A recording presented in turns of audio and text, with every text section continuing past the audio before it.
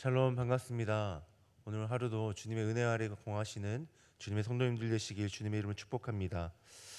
어제부터 우리가 함께 읽고 있는 열왕기상 8장 말씀은 이 성공이 완성된 이후에 또 그 봉헌해하는 모습들이 기록되어져 있습니다.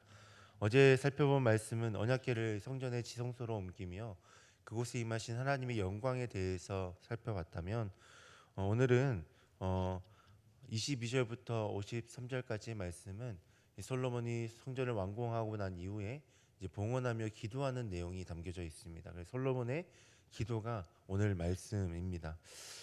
사랑하는 성도 여러분, 오늘 말씀을 통하여 우리의 기도가 어떠해야 되는지를 다시 한 번 더 깨닫고 또 하나님이 기뻐하시는 기도로 주님과 깊은 교제로 나아가실 수 있기를 주님의 이름으로 축복합니다.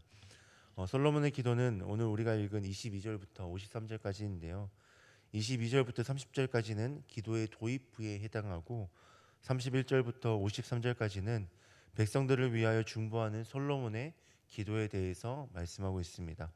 그래서 22절부터 30절까지는 하나님께서 하나님의 백성들을 위하여 기도할 때 하나님의 백성들이 하나님께 기도할 때 그 기도에 응답하셔야 되는 이유에 대해서 또 하나님께서 우리의 기도를 들으시는 그 근거에 대해서 이야기할 수 있는데요. 오늘은 이 부분에 대해서 좀 집중적으로 살펴보도록 하겠습니다. 먼저 오늘 말씀을 보면 솔로몬이 기도를 시작하기 전에 어떠한 행동을 하고 있습니다. 그 말씀이 22절에 나타나는데요. 우리 22절 말씀을 다 같이 읽겠습니다. 시작. 솔로몬이 여호와의 제단 앞에서 이스라엘의 온 회중과 마주서서 하늘을 향하여 손을 펴고 아멘. 22절을 보면 솔로몬이 기도하기에 앞서 이 제단 앞에서 이스라엘 회중과 마주서서 하늘을 향해 손을 폈다라고 말씀합니다. 이후에 나오는 54절의 말씀을 보면 솔로몬이 무릎을 꿇고 손을 펴서 하늘을 향했다라고 이야기하고 있는데 아마 처음부터 무릎을 꿇고 하늘을 향해 손을 펴고 그렇게 기도했던 것 같습니다. 사실 이 두 편은 동일한 의미를 가지고 있습니다. 하나님을 의지하는 그의 그런 간절함이 이 모습에 나타나는 것이죠. 하나님을 향해 두 손을 드는 것과 무릎을 꿇는 모든 것이 하나님을 향한 경외와 또 간구, 또 간절함을 나타내는 것이기 때문입니다. 그런데 왜 22절에서는 이 부분을 생략했을까요? 기도에 있어서 그의 간절함보다 더 중요한 것이 있기 때문입니다. 그것은 바로 그가 기도하는 대상, 곧 기도를 들으시는 하나님이 더욱더 중요하다는 사실을 강조하고 있는 것입니다. 그가 서 있는 곳이 어디였습니까? 여호와의 제단 앞입니다. 그리고 그가 어디를 향해 손을 펴고 있습니까? 하늘을 향해 손을 펴고 있습니다. 이렇게 그의 기도가 하나님께 향하고 있음을 22절에서는 계속해서 반복해서 이야기하고 있습니다. 오늘 우리의 기도가 올바른 기도, 하나님이 기뻐하시는 기도, 또 하나님과 깊은 교제로 나아갈 수 있는 기도가 되기 위해선 하나님을 향해 있어야 한다는 사실을 말씀하고 있습니다. 이번 주일에 담임 목사님께서도 동일한 말씀을 해주셨는데요. 우리가 간절함으로 기도하기 때문에 우리의 기도가 응답되는 것이 아니라 우리의 기도가 하나님께 향하고 있고 하나님께서 우리의 기도에 응답하시기 때문에 우리의 기도가 능력 있는 것입니다 라고 말씀해 주셨습니다. 우리가 얼마나 좋은 미사여구를 사용했고 또 우리가 얼마나 정성을 다했는지가 우리의 기도의 능력의 여부를 판가름하는 것이 아니라 우리의 기도를 들으시고 응답하여 주시는 그 하나님의 전능하심과 선하심이 우리의 기도의 능력이라는 것입니다. 사랑하는 성도 여러분, 하나님의 전능하심과 선하심을 의지하며 기도하시길 권면드립니다. 그럴 때 우리의 기도의 진정한 능력을 경험할 수 있기 때문입니다. 오늘 우리가 하나님께 기도함으로 하나님의 능력을 힘입는 은혜를 경험하실 수 있길 다시 한 번 더 주님의 이름을 축복합니다. 그리고 두 번째로 솔로몬은 하나님께 기도하면서 자신이 간구하는 것에 대한 마땅한 근거를 가지고 기도했습니다.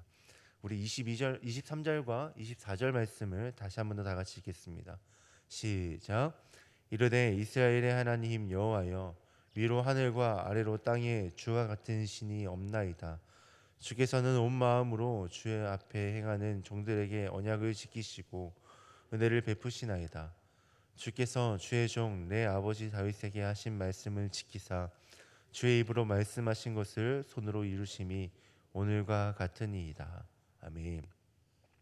먼저 23절을 보면 솔로몬은 기도를 시작하면서 하나님의 위대하심을 찬양합니다.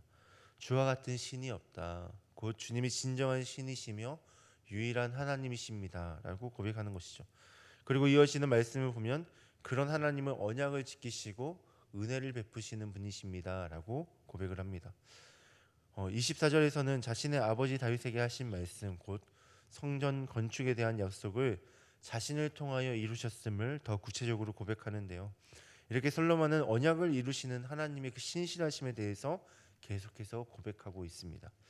솔로몬은 기도를 시작하면서 왜 이렇게 언약을 이루시는 하나님의 그 신실하심에 대해서 찬양하고 이야기하는 것일까요? 그 이유는 자신의 기도가 하나님의 언약에 기초하고 있다. 하나님의 신실하심을 근거로 기도하고 있는 것이다라고 말씀하는 겁니다.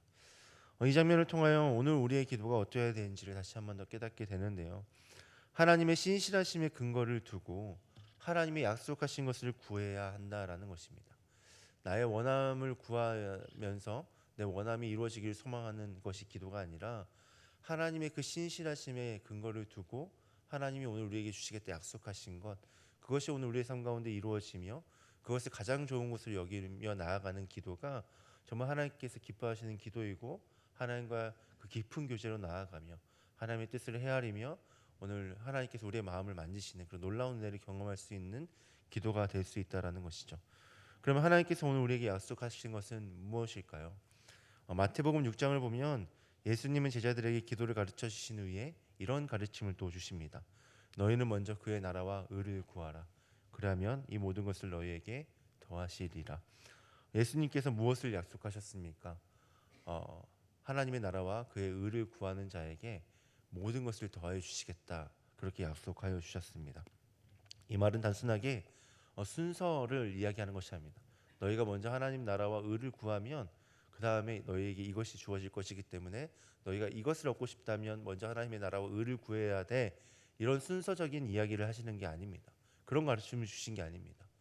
하나님의 나라와 의를 구하는 그 하나님의 백성은 하나님께서 지키시고 보호하실 것이다라는 것을 약속해 주신 것입니다. 이것이 오늘 우리가 읽은 말씀에서도 잘 나타나는데요. 우리 25절 말씀도 다 같이 읽도록 하겠습니다. 25절입니다. 시작. 이스라엘의 하나님 여호와여, 주께서 주의 종 내 아버지 다윗에게 말씀하시기를 내 자손이 자기의 길을 삼가서 내가 내 앞에 행한 것 같이 내 앞에서 행하기만 하면 내게서 나서 이스라엘의 왕위에 앉을 사람이 내 앞에서 끊어지지 아니하리라 하셨사오니 이제 다윗을 위하여 그 하신 말씀을 지키시옵소서. 아멘.